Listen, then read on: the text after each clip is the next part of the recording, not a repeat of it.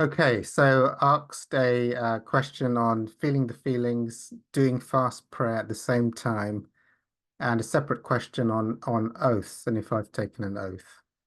Um, okay, feel the feelings and continuous prayer.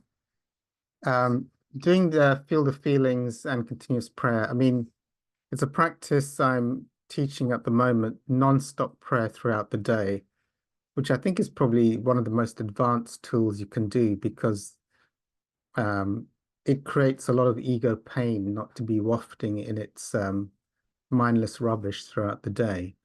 And there's a huge withdrawal from being allowed to just think rubbish non-stop, meaningless thoughts, as the Course would call them, and just be in continuous prayer. So it cuts the oxygen to the ego. So I think it's very, I used to have headaches. I think I'm on about 9 to 12 hours a day of prayer. So it's very intense.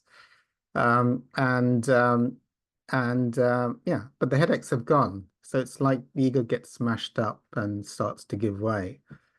So it's easier and easier to do more extended periods of prayer, whereas the ego created a huge fuss.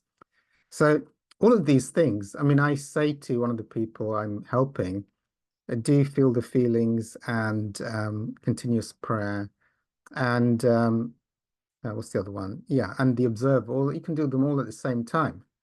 And it was like, how do you do all of them at the same? Well, it's quite easy to do all of them at the same time. I mean, when I say easy, you got to understand this. There's a lovely reading I read in the Hawkins group. If anyone wants to come, please come to the groups and or ask me about the groups on Zoom and in London.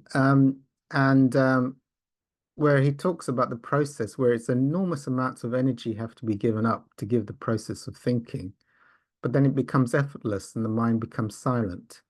So a price has to be paid before anything becomes effortless and there's no resistance to it. So quite simply, if you've been doing fast prayer for years and years, hours and hours every day, it'll become automatic. It won't require, then also the same with feel the feelings. If you practice not resisting and identifying with thoughts for years and years, you don't have to think about it. It becomes automatic. And the observer, once you're able to access the observer and dissolve all the attachments to the identified world, then the observer becomes automatic. It's always there. You don't have to do anything. I mean, there's this stupid idea of the ego that, well, it does feel like that. It is a bit like that. It's like driving a car. As a hypnotherapist, so I explain this way. In the beginning, it seems you have to remember the brakes, mirror, and everything.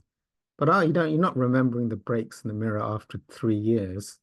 It's effortless. There's no thinker that's involved in the process.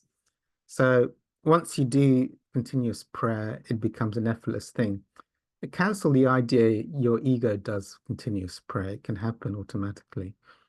Cancel your idea the ego does the observer. Actually, it's the deletion of the attachment to the observer, and the observer becomes apparent. So that's just a mindless piece of ego rubbish, a rubbish belief system.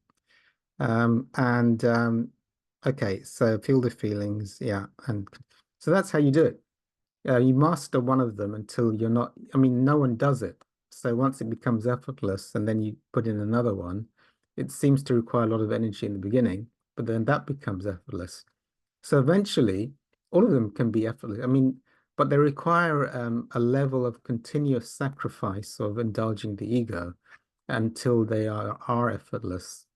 So it's probably like marathon running, where you say, I can't do a whole marathon until you push yourself and have done it, many times. Then you think, well, I can do it every day. It's not a problem.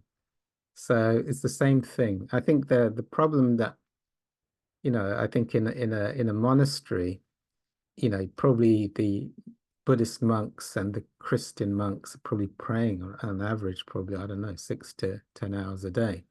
That's normal, you know. So it's not like it's just the ego coming up with ideas that it can't do that. It's just the ego's not willing to do that, not pay the price, it wants to watch TV or something. My ego would rather watch YouTube or something go through the intense work of spiritual work for enlightenment. Okay, oaths. Um, in this lifetime, I've not taken an oath with a spiritual teacher or with a, or I guess to take it with a non-entity would be someone who's channeling, I'm channeling Master blah blah from the seventh dimension, and Master blah blah requires you to stay in this group to make an oath to Master blah blah. I've not done one of those in this lifetime either. What about in a past lifetime? Actually, I've not done any research on making oaths, but I think it's a very important thing. I mean, Hawkins says it. I think the Bible says it. Do not make any oaths to anyone at any time under any circumstance is probably the best wisdom, especially in spiritual groups and with weird cults. And even in nice spiritual groups, I wouldn't make an oath. And because if the oath has something like, and if you ever leave this group, you lose your thumb, which Hawkins did in a group in a past lifetime. He was in a group where he swore an oath that if he ever left the group, he would lose his thumb. And that oath is for all lifetimes. You don't get away from it. So in this lifetime, he lost his thumb and met several other people who lost their thumbs, and they realized they all were in the same past life in the same spiritual group. So yeah, you don't want to make oaths. If you make an oath apparently to an entity which calibrates below integrity, you're not bound by it. All right, so that will do there. Stop that recording.